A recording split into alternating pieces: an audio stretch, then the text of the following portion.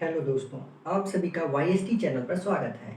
आज हम बात करने वाले हैं उन एस्पायरेंट्स से जो एसएससी सीजीएल 2023 की तैयारी कर रहे हैं या फिर किसी और गवर्नमेंट एग्ज़ाम की तैयारी कर रहे हैं और वो मैथमेटिक्स में अपनी स्पीड को लेकर के बहुत ज़्यादा परेशान हैं।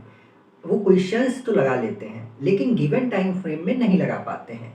उन्हें क्वेश्चंस के कॉन्सेप्ट पहले से पता है, लेकिन जब वो टेस्ट देने बैठते हैं तो ऐसे बहुत सारे क्वेश्चंस उनके छूट जाते हैं जो उनको आते हैं। तो उनके साथ प्रॉब्लम ये है कि उनकी स्पीड नहीं बन पा रही है। तो कैसे ऐसे स्टूडेंट्स अपनी स्पीड को इम्प्रूव कर सकते हैं, उस पर आज हम बात करने वाले हैं। तो सबसे पहले हम देखेंगे कि कैलकुलेशन को बूस्ट करने के लिए कुछ बेसिक चीज़ें हैं जो हम सभी को पता भी हैं और हम सभी करना भी चाहते हैं, लेकिन बोरिंग होने की वजह से हम वो करते नहीं हैं। तो उनको ही डिस्कस करते हैं सबसे पहले। तो हम सभी को पता है कि हम सभी को टेबल याद करने चाहिए। 20 तक तो मिनिमम याद ही होने चाहिए।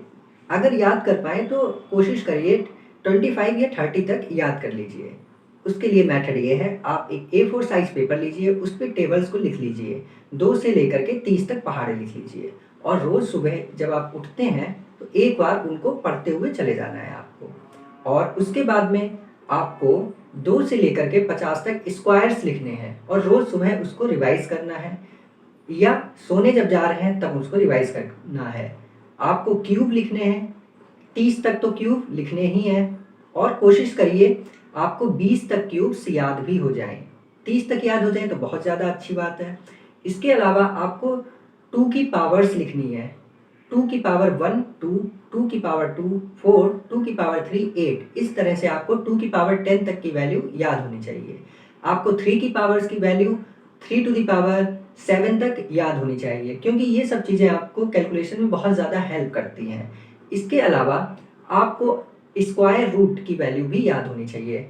जैसे √1 तो 1 हुआ, √2 1.414 हुआ, √3 1.732 हुआ। इस तरीके से √10 तक की वैल्यू आपको याद होनी चाहिए। √10 की वैल्यू आपको नंबर सिस्टम में बहुत ज़्यादा हेल्प कर सकती है। सीजीएल मेंस का अगर आप क्वेश्चन उठा के देखेंगे पिछले साल, तो इस पर वेस्ट एक क्वेश्चन भी आया हुआ था।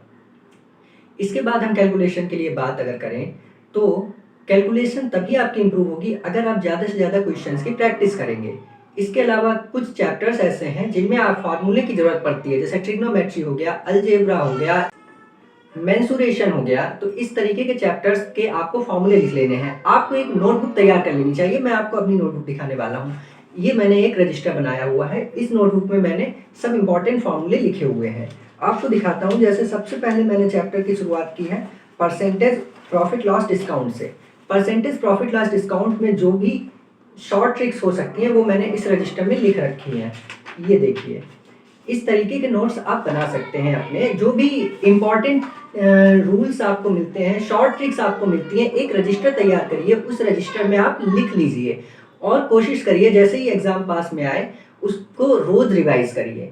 जब आप तैयारी कर रहे होंगे, मैथमेटिक्स के चैप्टर्स पढ़ रहे होंगे, जैसे आपने परसेंटेज पढ़ा, प्रॉफिट लॉस पढ़ा, CISI पढ़ा, ज्योमेट्री पढ़ा, अलजेब्रा पढ़ा, तो उन सभी में आपको कुछ ट्रिक्स मिलेंगी, कुछ फार्मूले मिलेंगी। वो सभी आपको इस तरीके के एक रजिस्टर में लिख लेने हैं और कोशिश करनी है कि रोज़ आधे घंटे का टाइम निकाल के आपको ये सभी फार्मूले रिवाइज़ करने हैं।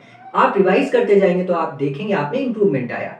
इसके अलावा और कैलकुलेशन को बूस्ट करने के लिए आपको एक एप्लीकेशन डाउनलोड करनी चाहिए, जो आपको डिस्क्रिप्शन बॉक्स में जिसकी मैं लिंक दे दूँगा। ये मैथमेटिक्स की ऐसी एप्लीकेशन है कैलकुलेशन की, जिसका आप देखेंगे लेआउट जो है वो ब्लू कलर का है। इसमें आप कैलकुलेशन कर सकते हैं। इसमें कोशिश करिए मल्टीप्लिकेशन वाली कैलकुलेशन करिए, 3 डिजिट का मल्टीप्लाई करिए और आप देखेंगे जब इसमें आप टाइप करेंगे, अगर गलत टाइप करेंगे तो ये आगे बढ़ेगा ही नहीं। जब तक आप सही आंसर नहीं देंगे तब तक अगला क्वेश्चन नहीं आएगा। रोज़ 20 क्वेश्चन इससे कर सकते हैं। मान लीजिए आप ऐप को यूज़ नहीं करना चाहते हैं, तो उसका अल्टरनेटिव ये है, आप एक नोटबुक उठाइए, उस पे कैलकुलेशन करिए। कैसे कैलकुलेशन करनी है? जो भी आपने टेबल याद किया है, जैसे आपने 23 का टेबल आज याद किया है, तो डिजिट 1 से 9 तक लिखिए।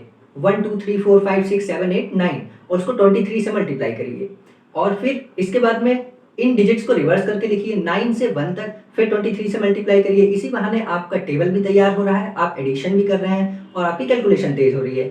इसके अलावा रोज कोशिश करिए आप 20 क्वेश्चन सॉल्व करें मल्टीप्लिकेशन के जो कि 3 डिजिट के हों। जैसे 343 को 347 से मल्टीप्लाई करना है।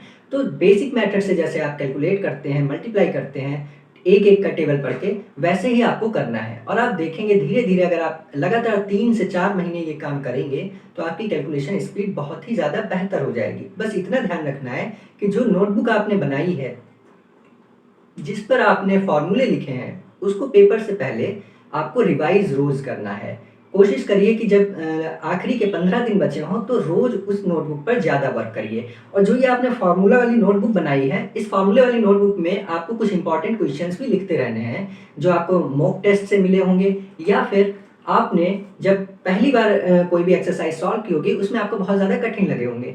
तो इन फॉर्मूले के साथ आप अच्छे कॉन्सेप्ट के क्वेश्चंस भी रिवाइज़ कर रहे होंगे और आप देखेंगे कि जब अगली बार आप कोई टेस्ट देंगे या एग्ज़ाम देंगे, आपकी स्पीड आपके टेस्ट में बाधा नहीं बनेगी और आपके मार्क्स अच्छे आएँगे। आज के लिए इतना ही। थैंक यू दोस्तों।